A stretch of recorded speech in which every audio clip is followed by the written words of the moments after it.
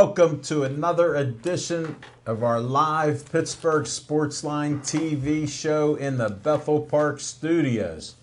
Thank you very much for watching. What a storm out there. Man, roads are closed. There's water breaks on Brightwood. Pestilence, plagues of locusts. And both guys were early. Smoking Jim was even early. We got to share a chuckle about, never mind. We can't talk about it.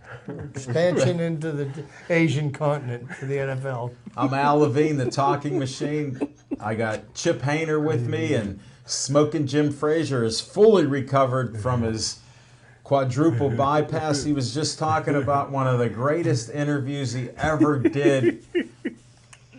You know what? Sometimes he exaggerates because I got to see this. I got to see this interview, and it was with a former guest on Pittsburgh Sportsline, our Monday night show. Well, we got a lot of things going on. There's a lot of sports out there. First, I want to thank everybody for watching us on Comcast 7, only in Bethel Park. That's how Comcast does it.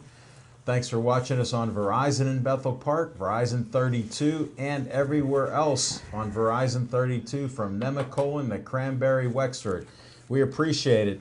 And then if Jim Audet listens, I haven't heard about him, or he's sent me a couple things every so often. We hit a new high, 6,488 likes. That's the highest we've ever been. I appreciate all your likes. We enjoy it. Glad you're watching our shows. We got a show coming up on Monday. Be our Smoking Jim's Pittsburgh Sportsline Hall of Fame show. We don't know what criteria he goes by. He just told me who he inducted in. And I asked him, I couldn't even ask him any questions. I said, she was on, never mind. I can't go any deeper. These stories are too deep. But thanks for watching us. I've even had a couple friends say, hey, I've seen Smoking Jim on that PCTV. Where are you at? I said, I was lucky to do one show in a yellow shirt with him. People said they saw it. They loved the color of the shirt I had. And I didn't want to tell them about we did go in trying to do another show, and they shut us down. We got, the talking machine got banned from doing a TV show with Smoking Jim Frazier. We weren't allowed. This is like unbelievable, because you know how we mention businesses. Like, thank you Olive Oil's Pizzeria for the great pizza. And Hoagie, they're a sponsor of our show. We appreciate what they do. We weren't allowed to mention anything with sponsors and other businesses when we promote that in Bethel Park here all the time. We're international with this. We'll talk about a business. Check out Superior Lawn Care. Smoking Jim knows that Chip Hayner works there. Well, maybe he doesn't. He did have surgery and some of the brain cells left him because obviously he didn't remember stuff. But he's a little lighter on his feet. Look at how he looks. He hasn't worn that shirt in 3 years. Next week he'll be in a Speedo. Yeah, but he... Swimsuit model. I just got to share, Smoking Jim and Chip were talking about his workouts, and Chip was saying how he heard he really stepped it up, and Smoking Jim laughed as hard as I've heard him.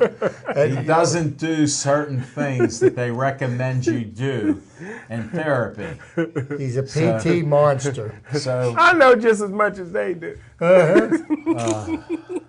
He's one of the most stubborn men that I know. He admitted it on Pittsburgh Sportsline. I discovered this 6 years ago.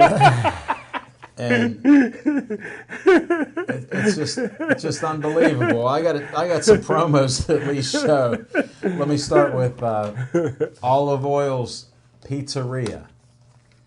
412-831-1900. Smoking Jim only has one slice left. He was eating and talking and laughing, folks. He's back. We got that out of the way. Little Joey Fabus didn't make it to his 9th birthday because of DIPG, a deadly brain cancer. We're trying to get a cure for that. They have a flea market this Saturday. I think it's at the community center. Check it out online on Facebook. There'll be marketing some things. It's the 15th, July 15th. Check that out. They're always trying to raise money. Last year was a pretty good success with their flea market. They didn't give me any literature, but I did see the Fabuses, and they were just on vacation. The Bethel Park Historical Society is another Bethel Park group. You can donate as little as $1 to them. They have the schoolhouse and the trolley right on South Park Road, putting in new windows. They have tenants. They do a lot of great things for our community and have a nice library there with old uniforms and books. Smoking Jim would be interested in the books if he could read. I'm not sure where he's at on the reading, but check out the Bethel Park Historical Society. I just ran into a guy the other day, Mr. Bold from Bethel Park.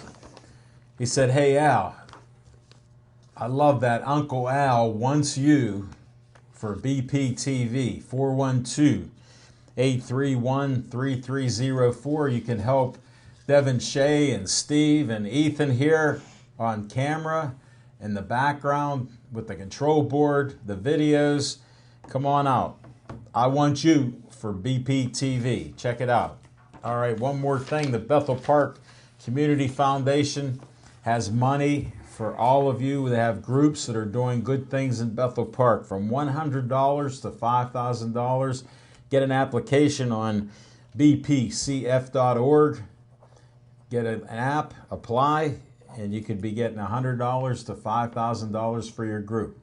I've taken Smoking Jim off the list since I haven't heard anything, and he's weak on this therapy stuff, so we're not going to promote any of that unless he gets realistic. So we will find out more. That's what I have. And we're going to go to... What's that? Jim put this on. Devin Shea. I forgot. Well, we must start the show with what's on your mind, Smoking Jim Frazier. Thanks, Al Levine, the talking machine. And if you want the green, It's coming at you. you got to see Levine. The hands are like, back. I feel like Steve Largent, baby. You look like him. No, he was thinner. Hey, I'm sorry I'm late. I tried to get Artie Burns Uber. Because black guys can't get a cab after midnight. Speaking of breaking news after midnight, Nobody was speaking of that. on Facebook they had the top 10 Pittsburgh's roughest neighborhoods. I thought I'd share that with everybody just so you don't make a wrong turn. Number 1 was Lawmer. Number 2, Bedford Dwellings. I guess that's on the hill where you were born. St. Clair Village, Arlington, Esplin, which I guess is in McKees Rocks area. Yes, it is. East Hills, Fine View. I know they got a boxing gym up in there. Beltsuver, Homewood West, and Homewood North. And the good news is next year, Homewood East and Homewood South will make the list. I want to give a shout out to a good friend of the show, Jody. Tomorrow she's taking me to to celebrate my birthday at Eddie Marlowe's. And I tell you what, man. That's a restaurant downtown Pittsburgh on and Stanwyck Street. I'm looking forward to it, and it's good to have white friends. Can't seem to find my black friends around my birthday time. When's the last time you see Tyrone, Chip? But speaking of ex-friends, Get some steak, Smoking Jim. I will. I'm going to treat myself. She'll treat you. Well, yeah, but I mean, I'm going to break my heart healthy diet. I thought you were a vegan. Yeah, I'm gonna give up my vegan for a day, but When did you go vegan? well, Hold it. We were at a I'm more picnic we'll talk vegetarian. about Right later. I'm after more you got off the vegetarian. exercise bike. Yeah, I'm more vegetarian than vegan. But anyhow, You must have forgot about that on the 4th of July. yeah. I will every once in a while I can treat Well, that was myself. grass-fed beef. Yeah. I can treat myself every I now don't and know then. about again. those ribs. Every now and again. Today I treated myself to pizza, and I won't do that again anymore until tomorrow. Cheese pizza. Good. Speaking of ex-friends, Dr. Hart recently transferred his All-American son from Plum to Amani. I've been trying to recruit R.J. Hart to Gateway since he was 2 days old. I feel my ex-friend, Dr. Hart, backstabbed me by enrolling his son in Amani. So now... Hold on, I got to interrupt you. For somebody to backstab you, they'd have to be your friend to do it. And he never said once that his son would go to Gateway. Well, he never said that he wouldn't either, see. Well, no, it was declared he wasn't going to go to Gateway. Well, I don't know how that's a backstab. Well, my action speaks louder than words. So now, as long as I'm on the City League Hall of Fame committee, Perry's 1991 state championship basketball team featuring Will Macon, Hightower, Eddie Benton, and Dr. Hart will never get into the Hall of Fame. As long as I'm on the City League Hall of Fame committee, the slightly overrated 1990 Perry State Championship football team that featured City League MVP Dr. Hart will never get in the Hall of Fame. As long as I'm on the City League Hall of Fame committee, Big Cat Williams, Russell Friedman, Dwight the Iceman Clay, Perry's basketball and football state championship teams will never get into the City League Hall of Fame. Smoking Jim Frazier, known you in the 6 years that I have to go 100% against you. Because when you're on these Hall of Fame things, you're supposed to do the right thing. Completely unbiased. And you showed that you're prejudiced, bigoted, racist, and you just don't like people for certain reasons that they don't want to do what you want them to. Well, Big Cat Williams played for Alder Dice along with Russell Friedman. You know, Big Cat Williams is a Super Bowl champion with the Chicago we're Bears. We're familiar with that. Russell Friedman was a starting left tackle for the Denver Broncos. When they played at Alder Dice, Gateway was blowing them out, and late in the game they beat up some Gators. So they're out. How did that affect the game at the time? Well, they unnecessarily, I mean, they really stomped these kids. And how come now you only bring it up? So they'll never get into the Hall of Fame. I'm not President Obama. I don't do any pardons. And Dwight the Iceman Clay, who had the shot around the world, Notre Dame beat UCLA, he's a referee, and he made a bad call in the playoff game against Gateway, cost them another championship, so he's out. And you know about Dr. Hart, so Perry's teams will never get in. Hope you guys got highlight films of Hightower and Eddie Benton, who's now coach of Cincinnati. Well, I still like Dr. Hart, and he's welcome on Pittsburgh Sportsline anytime with his he can come on. soon-to-be championship receiving son. Yeah, but he'll never get in the City League Hall of Fame. Them teams are out. And when is that again? Smoking Jim. November. Smoking Jim has spoken.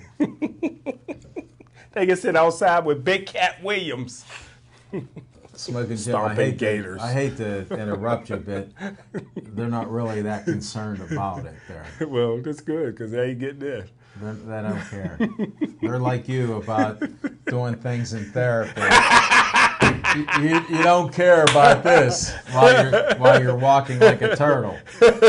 So they don't care about that while they're hearing you yell and do what you do. Because Smoking Jim's one of the most entertaining, multiple personality guys that I ever met in my life. And I appreciate that tirade. Thanks, Smoking Jim Frazier. You're welcome, sir. I gotta. It's anticlimactic, Chip, but he does that to us. Chip Hayner, what's on your mind? Thank you, Alan. And welcome back, everybody. It's great to be back. Little hiatus.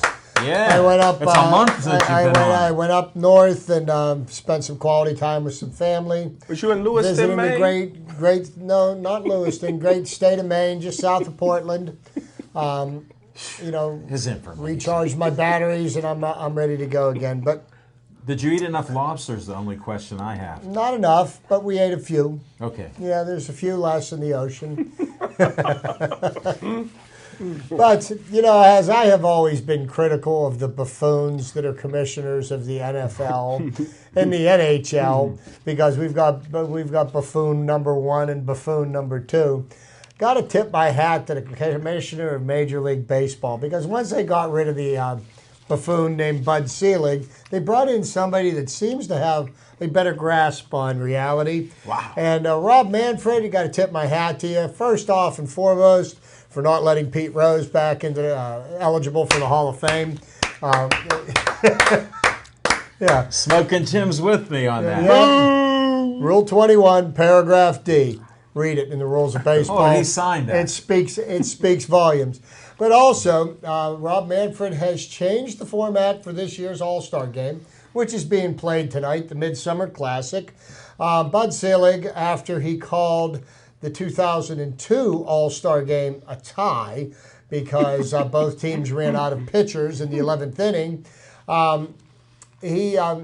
they decided that they were going to determine who got home field advantage in the World Series by the winner of the All-Star Game, which is the most ridiculous thing I'd ever heard of, because you're determining who gets home field advantage for the World Championship based on an exhibition game. Yes, sir. So now what they're doing is they've changed it back to what it should be, with the National League champion and the American League champion, whichever team has the better record. They will. Hold it. What's Smoking Jim think of that? They will. like it. That will determine home field advantage for the playoffs, and I'm sure there are tiebreakers involved, as if everything like head-to-head matchups and blah blah blah. But they'll determine something that's based on something that's fair for both teams. So I applaud Rob Manfred. I love my baseball, and that brings me to my next question. I have lived in this city of Pittsburgh for close to 57 years. Wow. In the 57 years that I've been on this planet, Pittsburgh sports teams have won 14 world championships. Okay? What's he 5 giving by you the knuckles for? Penguins, You don't even know. 6 by the Pittsburgh Steelers, and 3 world championships by the Pittsburgh Pirates. Okay? So here's the one thing that I don't seem to understand, because I have been a lifelong Pittsburgh Pirates fan. I am a 6-year season ticket holder, and I plan on continuing my season ticket membership moving forward. I enjoy going down to PNC Park, which has been rated the #1 baseball stadium in the United States, and I had conversations with several people in Maine that have traveled all over the United States and have been to all the ballparks, and they say without a question of a doubt, PNC Park is head and shoulders above all of them. No way. From coast to coast. No way. So these are not words that were out of my mouth. These were from these are unsolicited. Oh, he has 3 innings of experience. So in my lifetime, I have seen a lot of years of success, and I've seen a lot of years of futility. The Pittsburgh Pirates have almost moved out of the city on 2 or 3 separate occasions. Once in the 1980s, when the drug trials almost destroyed the team. Good point. And, they managed to keep the team in Pittsburgh. Jim Leland became manager. And the Pirates became relevant again and became contenders. Then Kevin McClatchy kept the team from leaving town, and then almost ran it out of town by spending money foolishly, overpaying for aging veterans in the hope of capturing lightning in a bottle. And we went through 20 years of losing. And then back in 2006, a man named Bob Nutting became managing partner of the franchise. And the one thing that I just can't seem to understand for the life of me is that he put together, he took a franchise that was in a shambles, and it had one of the brightest, shiniest, brand new, most beautiful stadiums in Major League Baseball. And they were on the verge of going bankrupt, and they were on the verge of moving out of Pittsburgh. And all he did was manage to right the ship, rebuild the farm system, which was completely devoid of any talent whatsoever. He has made the team profitable, and he ended 20 years of losing and produced a winning team. For 3 consecutive years, the Pirates went to the playoffs. Okay, last year they had a bad year, but it seems that the Pittsburgh sports fans can never have anything good to say about the Pittsburgh Pirates, about the manager, Clint Hurdle, the general manager, Neil Huntington, and more importantly, the owner of the Pirates, because he makes money. Well, I think that's pretty ridiculous and foolish. And I don't understand why there is so much hatred spewed about the Pittsburgh Pirates. They've been an institution in this city for close to 130, almost 135 years. 1887 on. Right. So, we've got a team that's been, it's been here 50 years longer than the Steelers have been here. They've been here almost 100 years longer than the Penguins have been here, okay? They've won 5 world championships in their history, and yet people cannot wait to criticize the team, and I hear nothing but more and more criticism about moves that the Pirates may or may not make over the next few weeks. Everybody's talking about how the Pirates, they shouldn't get rid of Andrew McCutchen when everybody in the city was screaming to have him moved out of town last winter because he had a bad year. Now nobody thinks that he should go anywhere. But everybody knew from the day that Andrew McCutchen came to Pittsburgh in 2009 that someday he was going to play his way out of Pittsburgh. Okay, that was a given fact. Personally, myself, I would like to see the Pirates extend him. I would rip up the last year of his contract for next year. I'd extend him for 3 years. Everybody's talking 3 years, $20 million. I'd make it a little bit more team friendly, maybe 3 years, $55 million, which would be a serious bump in pay. And that way you're not tied down into a long-term deal where you're paying him $20, $25 million for the years when he's not productive. He's 30 years old now. And as he gets closer to his mid-30s, in the absence of performance-enhancing drugs, most athletes start to deteriorate at that point. So I wouldn't extend him much more than that. I would not get rid of Andrew McCutchen, but who knows what's going to happen here. Now, the Pirates are 42 and 47.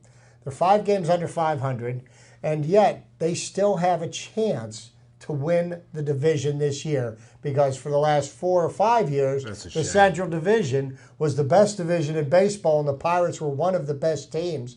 Now the Central Division is not so much, and we have a chance where we could win. Now, there are some things to look forward to coming into the second half.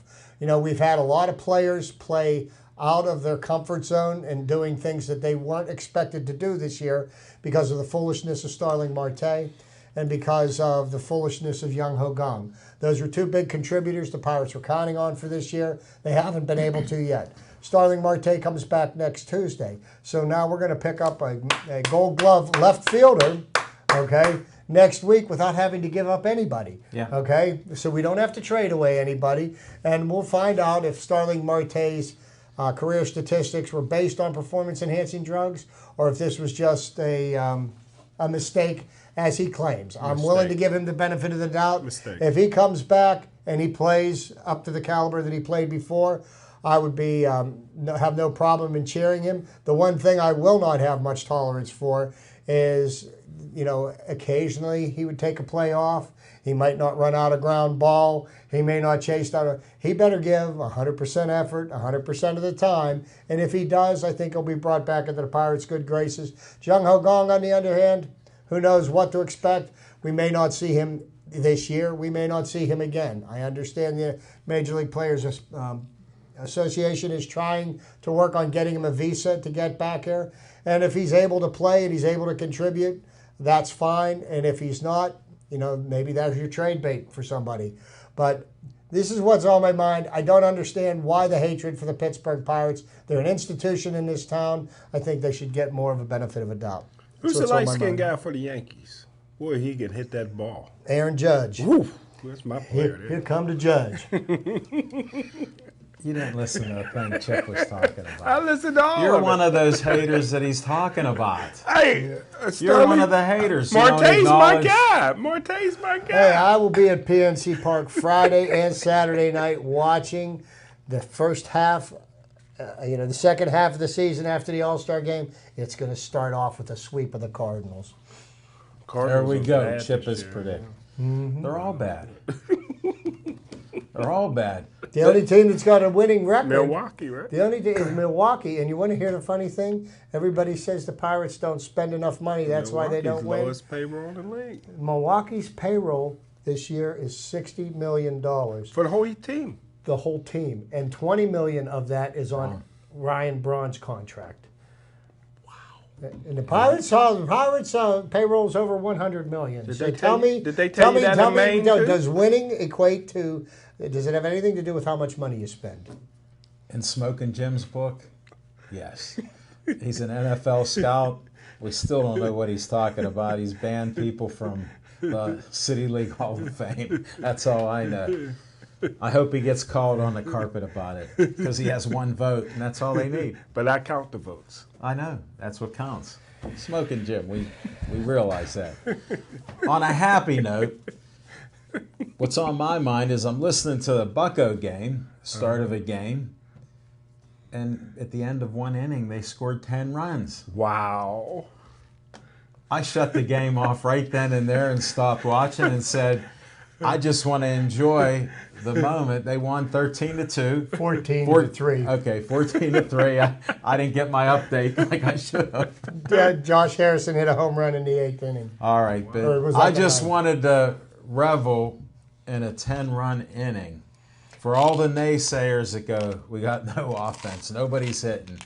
The last time the Pirates scored 10 runs in an inning against the Chicago Cubs in Wrigley Field was in the Second World War.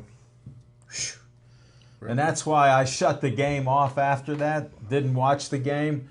I'm hopeful That's for 1940 something, Jim. He has trouble ciphering. That's a long Math time. was not his. Well, time ago. he's counting them votes still. Yeah. He's stuffing the ballot box. Well, put it like this: he doesn't put many in. He doesn't have to count many coming out. I can't wait for the Hall of Fame on the 17th. But we'll have to check that out. But yeah, I was so happy to see a Bucco inning with 10 runs. Click, shut it off, and just reveled in it. Alan, I was listening to it on the radio in between jobs I was going to on Sunday, and that was one of the nicest things to listen to. I mean, I just wanted to bring a happier note that Steeler fans still talk about how cheap the Steelers are with their contracts and money. Even Smoking Jim does, except when he's eating their steaks. And then people talk about the Penguins and go, oh, look, they got a billionaire that helps Mario Lemieux out. Well, Mario Lemieux stuck his neck out to save the team.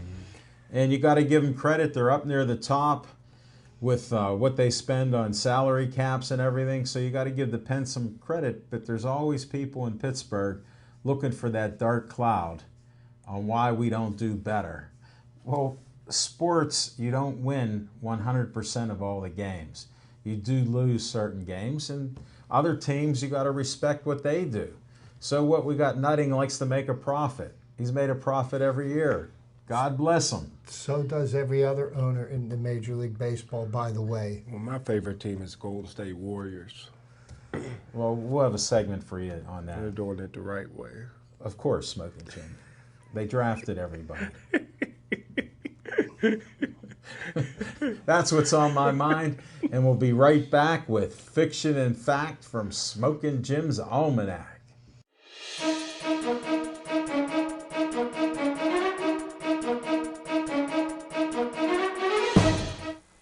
Hi, Bethel Park. Remember me?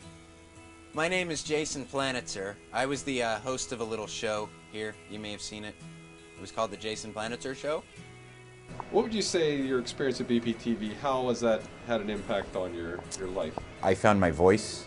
I learned how to be funny. I learned how to create things. I learned how to collaborate with people here. I developed an interest in film and comedy and making videos. It stuck with me. It continued through my life. I got into working on motion pictures. I now I'll produce small videos. I'll work with producers on commercials, television projects, feature films. I scout locations on TV shows and movies, which involves me reading scripts, finding the locations that need to be shot, and collaborating with the director and production designer to find the perfect spot. It all started at BPTV for me.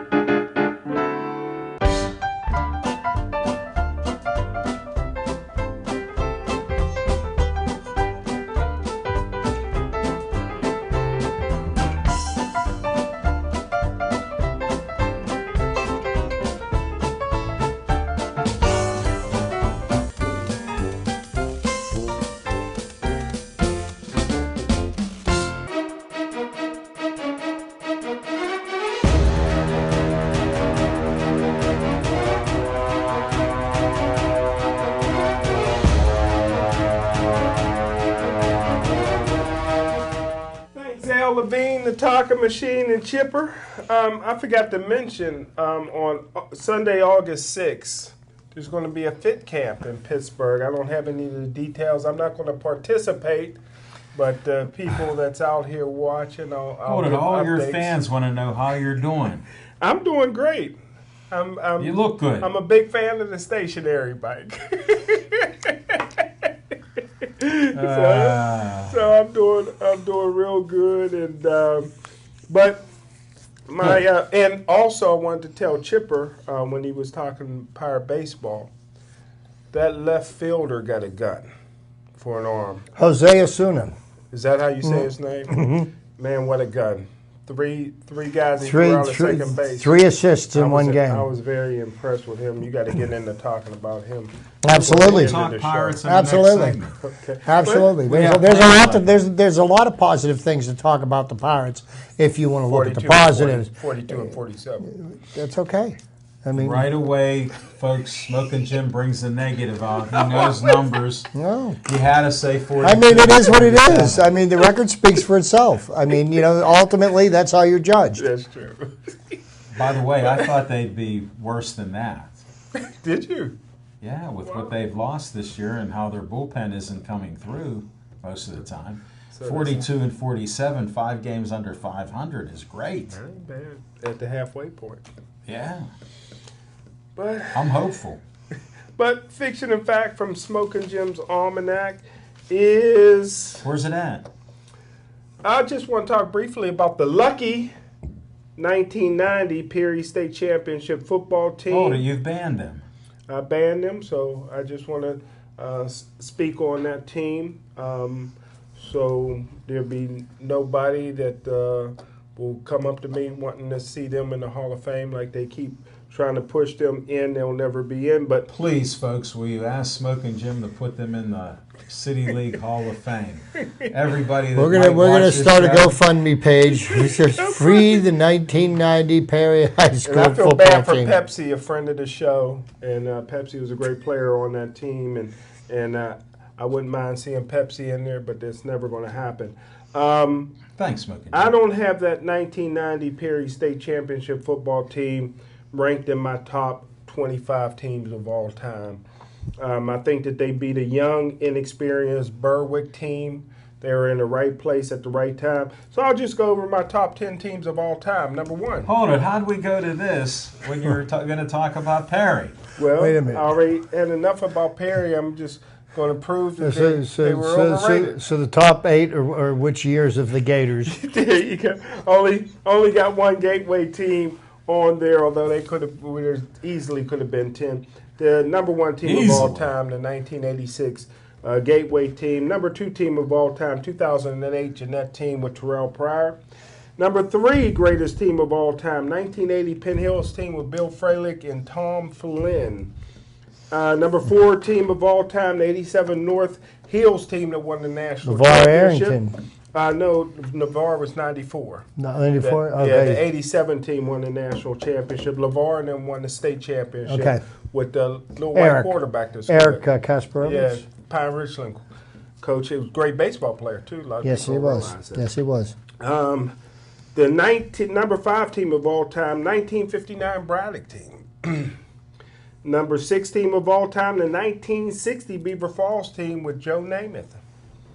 My number 7th team of all time, 1988 Aliquippa team with Sean Gilbert. Number 8 team of all time, the 1994 McKee Sport Tigers team with middle linebacker Brandon Short. Number 9, the 2001 Woodland Hills team that features Stevie Breaston. Number 10A Hold is it. the Hey, number 10A. you Canadian? Take off. Is the 1986 Perry team with Darrell Porter and Ricky Did Cannon. you say Perry? The 1986 Perry team with Darrell Porter, a friend of the show, and Ricky Cannon. He was until you spoke out. And the 10B team of all time, the 1964 Westinghouse team with Speedster Orrin Richburg. Wasn't that like 12 teams that you mentioned?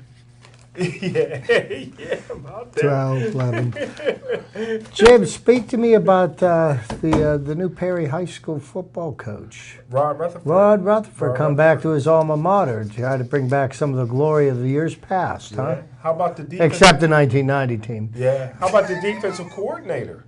It's Pepsi, friend of the show, who won that 1990 state championship team by intercepting and going 108 yards for a touchdown. He ran his way out of the Hall of Fame By doing that. by having Dr. Hart's son go to Monty Christian Academy. Unbelievable. These kids are only kids for a certain period of time. If you have kids or had kids, what would do you mean? do with them? All you got to do is come and talk. He's to a me. grandpa. If he came and talked to me, that'd have been it. But just to do it behind my back like that. That was right in front of your face. Yeah, I gotta read it in the newspaper. Pick up a phone. I don't You wouldn't have answered anyhow. Text me. Text it, brother. I was going to Put say. a stop to it, man. The next time you answer, one of my calls will be the first. Smoking Jim, thank you for fiction and fact. Well, We're getting a if lot he- more fiction than fact. Just one quick thing. If he would have called me, Yes. I'd have definitely called the WPIL and banded it for transferring for athletic purposes. Then you're a backstabber. No, I'd have let him know. No. Your son's You would have not been a gonna- backstabber. No, your son's not going to do that to Gateway. If you want to play black and gold, play Gateway. Wow. You're a harsh man. That thought they were- quadruple bypass. I thought they were didn't green do and gold. anything. All right, thanks, Smoking Jim. Right? We got more fiction than fact. It's back to normal. I appreciate that.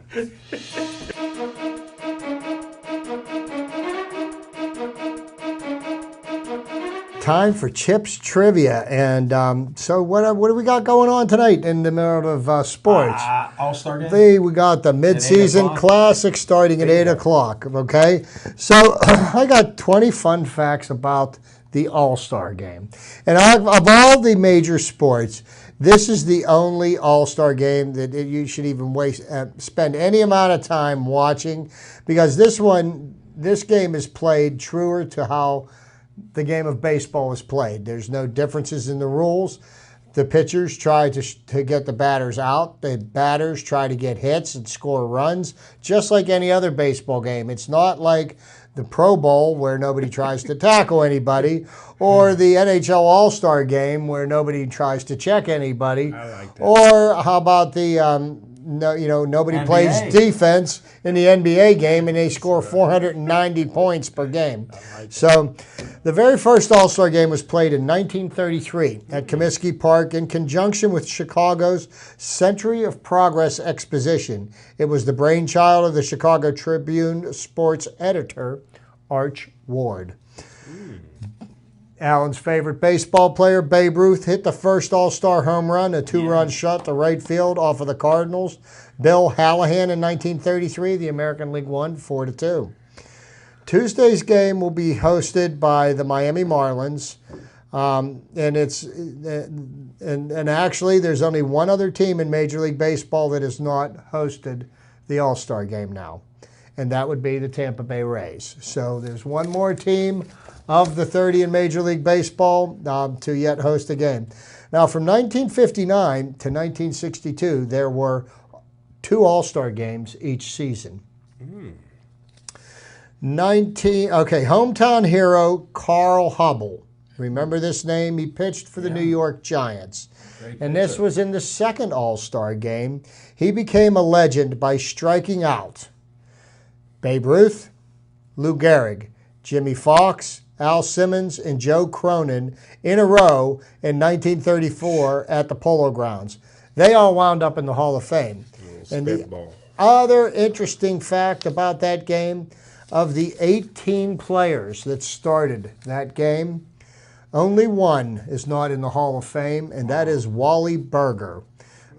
So 17 of the 18 that played in the All-Star game in That's 1934 are all Hall of Famers. The 1962 Mets, and Jim, do you know what makes the 1962 Mets Is it amazing? significant? No.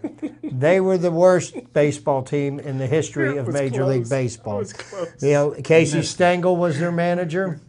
The 1962 Mets had one All-Star, future Hall of Famer Richie Ashburn. In 1957, Cincinnati fans stuffed the ballot box and elected the Reds to every position except Stan Musial at first base. Commissioner Ford Frick stepped in and replaced Gus Bell and Wally Post, with a couple of people that you may have heard of. Hank Aaron and Willie Mays then took the voting away from the fans. Now, number 9 here is most games on an all-star roster. Hank Aaron, the home run king, 25 all-star teams. How many Pete Rose have?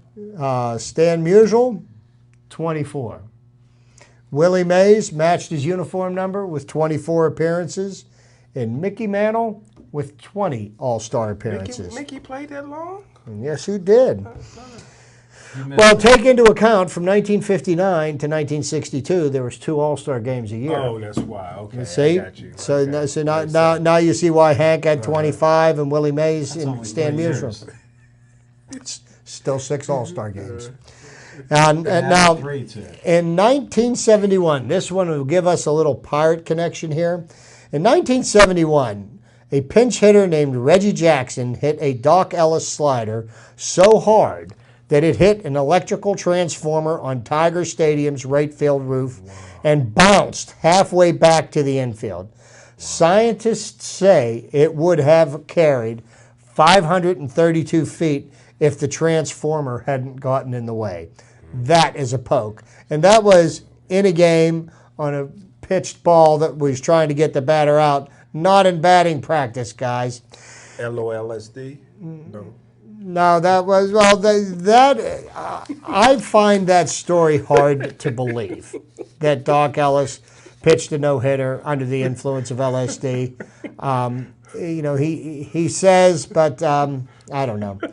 Like I say, I find it hard to believe. I don't believe everything I read on the internet. I don't believe what athletes say all the time. Or any time. Yeah. He was under oath. The 2008 game at Yankee Stadium went 15 innings and lasted 4 hours and 50 minutes and ended at 1:38 a.m. I'm sure I wasn't awake for that one.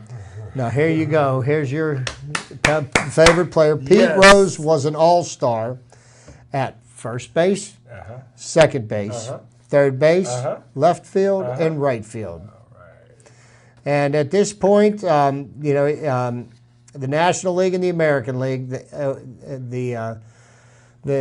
if the American League wins tonight, they will be tied with the National League for most All-Star Game wins. So a little something riding on the game tonight. I am so glad that the home field advantage for the World Series is not being determined by the All-Star Game. Now, manager Joe McCarthy started 6 of his Yankees in the 1939 All-Star Game at Yankee Stadium and let the position players go the distance. The American League won 3-1. Joe DiMaggio homered in the 5th. New York City has hosted more All-Star games than anybody else, but of course New York City has had more professional baseball teams than anybody else. If you think they've had the New York Giants, the Brooklyn Dodgers, the New York Yankees, they've got the New York Mets.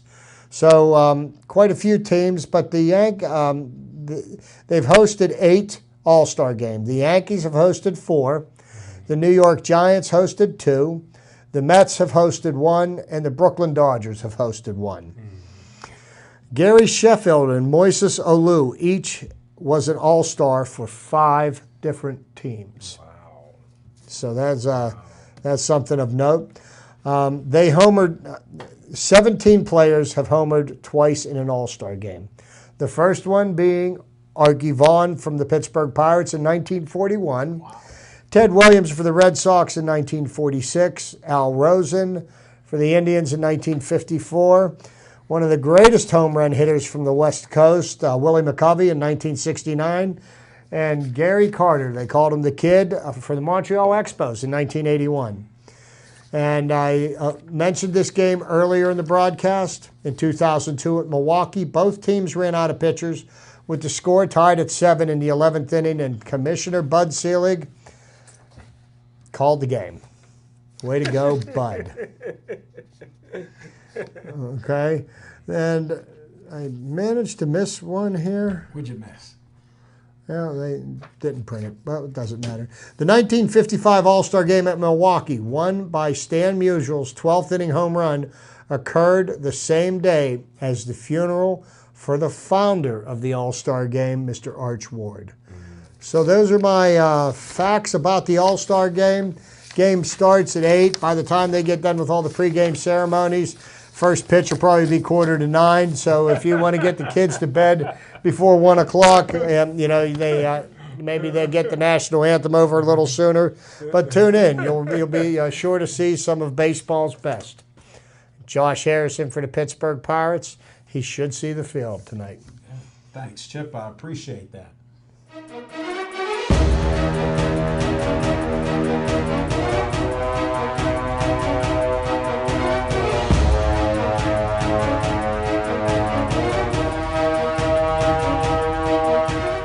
Welcome back, folks. This is our on location segment. It's now Smokin' Jim's birthday next Monday. Yes. It'll be a birthday bash and a Pittsburgh Sportsline Hall of Fame inductee night. I heard there's 7 going in. I'm not sure on that number. I never am. It's always a mystery to me. I'm not sure how he votes them in, although some are questionable. A lot are questionable. Most of them are questionable. So how many years in a row are we celebrating your 29th birthday? He won't talk his age, so we're not going to even discuss that. It's a non-point. I wonder if when they cut you open to fix your heart, if they counted the rings. There's a rumor they were counting neck rings. I don't know what happened there. One doctor called me and gave me a quick estimate. It seemed pretty close. I miss my sponge bath. That's not what she said. But we'll cover that another day. On location, Smokin' Jim, I don't know, you designated somebody model of the show? Yeah, Sindel How did that come about? Celebrity model will be handing out the awards, and it's her birthday today. Happy birthday, Sindel, friend of the show. Happy birthday, Happy Sindel. birthday, Sindel. Miss Pennsylvania. Mrs. Smokin' Jim, you miss a little of the details. Oh, well, that's quite the honor. And Dan Bogan put out there that he'll be doing his thing. Yeah, he'll be like an MC and reading the bios, and the host of the show, Al Levine, the Talking Machine, will be doing the interviews. Whoa! I can't wait to see who it might be. Got some great ones for you to interview. I'm sure I've never met them. I've met them before. I just don't know who they are. Come on out to Hollywood Lanes. Jeffrey Park's the owner. Lindsay Marie's the manager.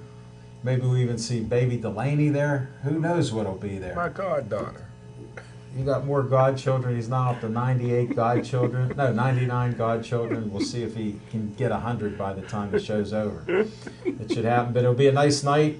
7:30 to 8:30, Hollywood Lanes, 2961 West Liberty Avenue. Check us out. It's the 4th year for the Hall of Fame. It's just growing each year. Maybe a few of the Hall of Famers from the past will be out there. All right.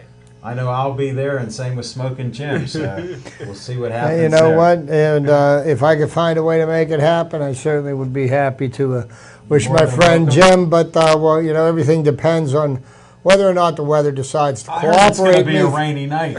You know, if the weather cooperates with me and I'm able to get the work I need to get done, I might make an appearance with my lovely other half. All right. All Always right, good well, to see check us out Stephanie. on location, July 17th, 7:30 to 8:30. Be there.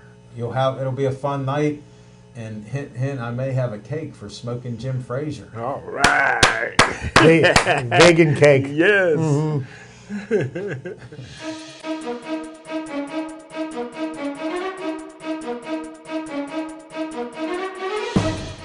I've shown an interest in making home movies. Me and some buddies would just grab a camera and you just start making these videos, and then you realize at some point that this isn't just a hobby anymore, it's something that you actually want to pursue, and there's this great facility right down the road, BPTV. A lot of people will try to do these productions on their own, And one of the things they don't have is the equipment, you know. But right here is everything she needs in one nice little bundle. There's lights, cameras, reflectors, dollies, all kinds of little knickknacks. Like anything that you'd want to use, that you would need for a production, you have it right here. Like it's all right here. You can make your own feature movie just with the stuff from this studio. Come meet Dave Cable, let him show you around, and I think you'll realize that this is something that you could fall into regardless of your level of expertise, whether you're a beginner or even if you're a more advanced learner.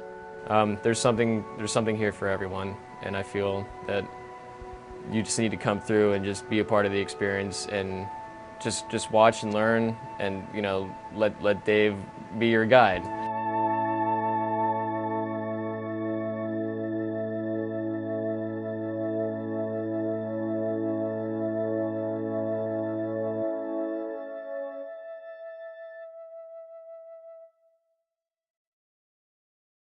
One of the things we do at BPTV is encourage our producers to film on location.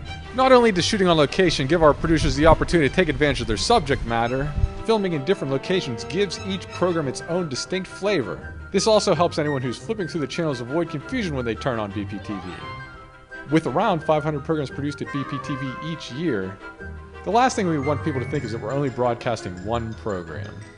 So, you need to come into BPTV to pitch your TV show, but in terms of where you actually end up taping your show, the sky's the limit.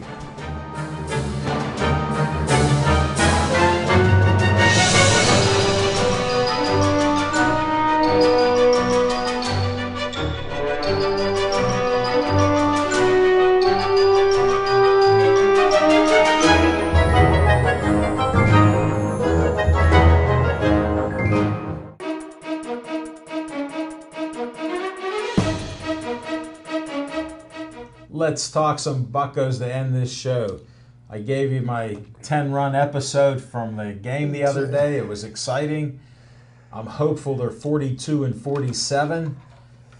I mean, the rest of the division looks terrible this year, so I'm hopeful. I'm hopeful too. And after being swept by the worst team in baseball this year, by 3 games at home by the San Francisco Giants, Terrible. And let's not hide from the fact that Jim brought up to me, the Pirates are 42-47. They are under 500, but there are some positives about what happened with this team this year. If you look at all the negatives that went on, first you lost Jung Ho Gong, which seems like for the year because of his stupidity and his efforts to not be able to drink and drive. Starling Marte got himself suspended for 80 games. One of the pitchers that you were counting on to be the anchor of your staff, Jameson Taillon, testicular cancer. He sat down. Good point. Garrett Cole, somebody that you were expecting to have a big year, has been hot and cold this year. When he's been good, he's been very good. And when he's been bad, he's been very bad. And he's also been afflicted with the same disease that every other pitcher in Major League has been affected with this year, is giving up the long ball. But at the halfway point, Garrett Cole is still 7-7. We've got 3 of our starting 5 pitchers doing very, very well. Ivan Nova has been nothing less short of solid. We can't score runs for him. Garrett Cole has been up and down. And Jameson Taillon has been the most consistent pitcher on the team. And I do believe that he's fastly becoming the anchor of the staff. Chad Kuhl is a pitcher that probably has the nastiest stuff on the staff, but he can't seem to get out of the 5th inning. He's been struggling all year. And Tyler Glasnow, that experiment failed early. He's back down in the minors trying to find his groove. I do expect him to be up at some point in the near future. They also got a kid down in Indianapolis, Stephen Brault, that's been pitching very well. I wouldn't be too surprised to see him. And, and if the Pirates decide to become buyers at the trade deadline, I do believe that they have pieces that might be able to get them a starting pitcher. Now, what would they have to give up? There's been some good performances by some of the younger players on the roster. They finally found a young player that can hit the baseball and hit home runs and play first base. Josh Bell has been has taken over the position of first base, and in my humble opinion, he should be your everyday first baseman, bat fourth in the lineup every night, right behind McCutchen. McCutchen started out the year like batting 200, and in the last 6 or 7 weeks, has been the hottest hitter in baseball, raised his batting average to 295, and he's just been lighting up baseball. Another pleasant surprise was another young kid they brought up way earlier than they wanted to because of what happened with Starling Marte, was Jose Osuna. He's been pretty solid, and I think with Marte coming back, he makes a nice addition to come off the bench, which will give us more depth on the bench. You've got Adam Frazier, who would be another good person to have as depth on the bench. Jordy Mercer's been nothing short of solid at shortstop. We were counting on Jung Ho Kang to play third. That didn't happen this year. You've got David Freese playing more games than you want him to play because he's supposed to be a part-time player. You didn't sign him to be your everyday third baseman. So there are some positives. Elias Diaz, catcher for the Indianapolis Indians, has come up and he's performed well and now has given the Pirates a bit of a dilemma. Which of the 3 catchers, you keep 2 of the 3 of them up here, so which one's going to be the odd man out? Obviously, Francisco Cervelli is going to be your everyday catcher. I think Elias Diaz should be your backup catcher. Well, Cervelli's suffering a lot of injuries like he usually does. So. But Elias Diaz has performed really well. And I'll tell you what, this kid's got a gun. He's thrown out a few runners. So there are some positives, a lot of things to look forward to. And looks like we're running out of time here, so I'm going to let Alan take over here and wrap up everything before I like McCutchen's haircut. I like the mohawk. You like the dreads. We appreciate the hairstyle. McCutchen won July Player of the Month, hitting June 411. Unbelievable. And he's still hitting like that right now. So I don't care how his hair is cut, and he's expecting a baby. I think that's what's going on. So hopefully he'll give us updates on that. Thanks for watching our show. We appreciate that. Don't forget about Hollywood Lanes, the Pittsburgh Sportsline Hall of Fame. Smoking Jim Frazier's birthday bash. We don't know how old he is, but he'll eat some cake. I guarantee it. Thanks in the control room, Steve, Devin, Ethan, and I always end with stay Joey strong.